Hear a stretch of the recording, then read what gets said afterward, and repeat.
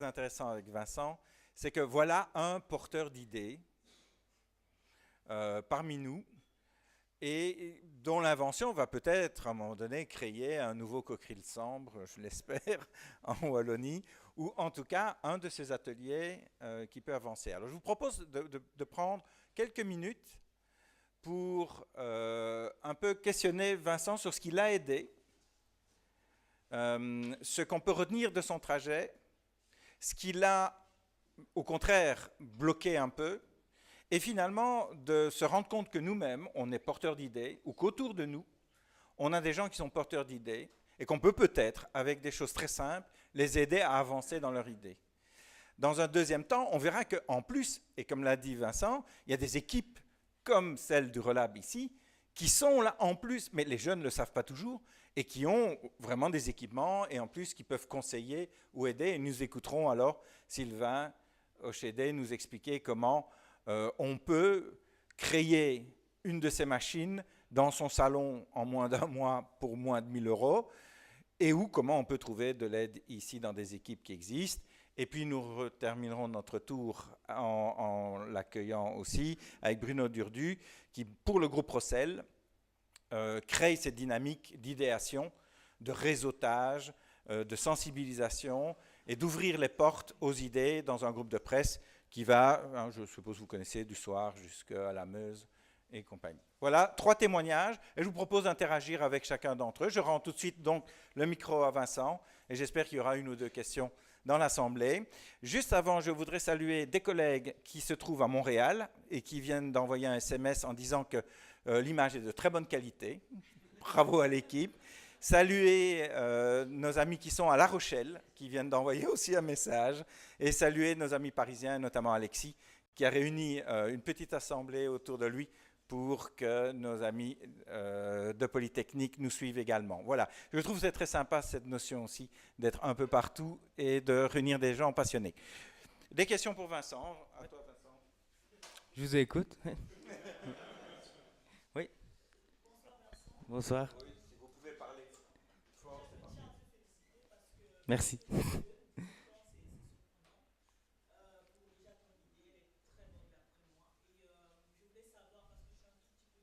Mhm.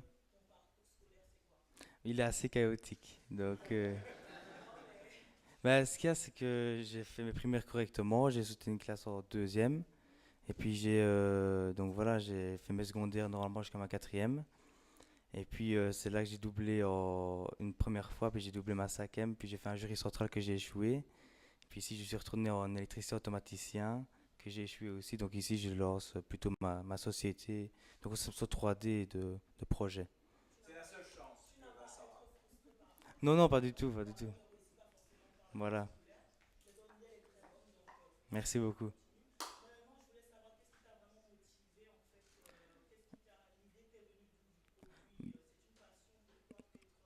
Ce qu'il y a, c'est que j'ai essayé de lier. Avant, j'étais, toujours maintenant, j'étais passionné par l'environnement et la mécanique en même temps. Donc j'ai essayé de canaliser les deux dans un même projet en fait.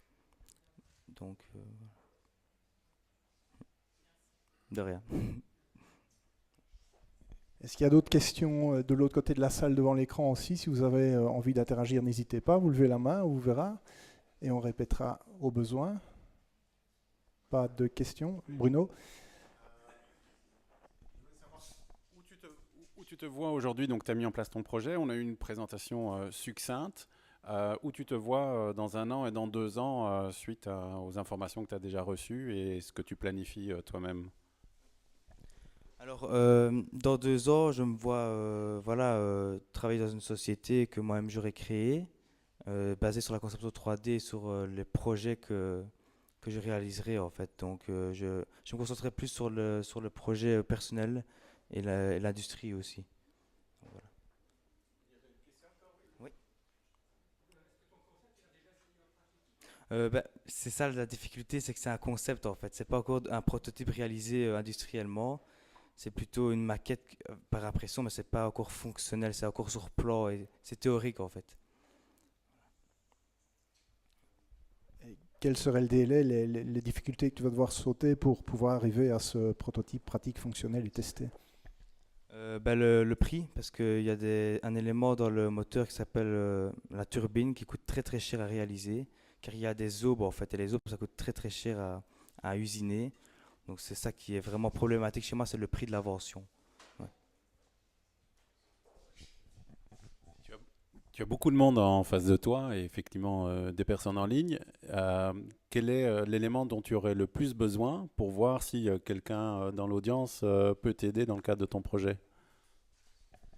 Alors une industrie qui serait plus basée sur l'ingénierie, qui pourrait m'aider la vérification du concept en lui-même, et aussi au niveau du prototypage, si certaines pièces seront possibles à réaliser ou pas. Voilà, donc si vous nous écoutez, peu importe où vous vous trouvez, si vous avez la possibilité de répondre à la demande de Vincent, n'hésitez pas à laisser un commentaire ou à nous contacter. On fera évidemment l'intermédiaire avec qui de droit. D'autres questions?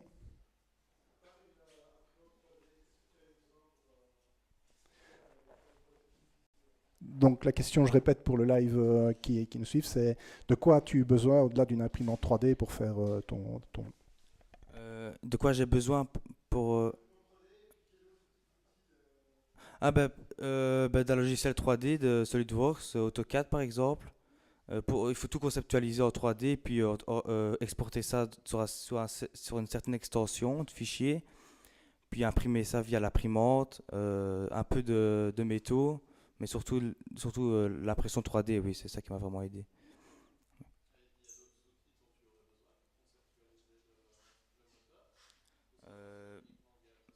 Non, des fraiseuses, oui, tout ce qui est fraiseuse, allez, j'ai tombé sur le mot, un tour numérique aussi, pour réaliser le prototype, quoi.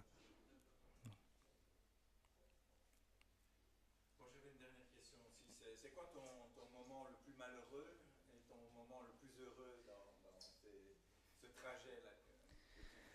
Alors le moment le plus malheureux, c'est qu'il y a une étude de faisabilité qui a été faite et techniquement ça tient plus ou moins la route, mais économiquement ça ne tient pas du tout la route parce que ça coûte très très cher. Donc c'est une étude de faisabilité qui a été faite par l'Institut von Karman à Bruxelles, et c'est un institut qui est spécialisé dans les fluides aérodynamiques, donc tout ce qui est turbomachinerie, etc.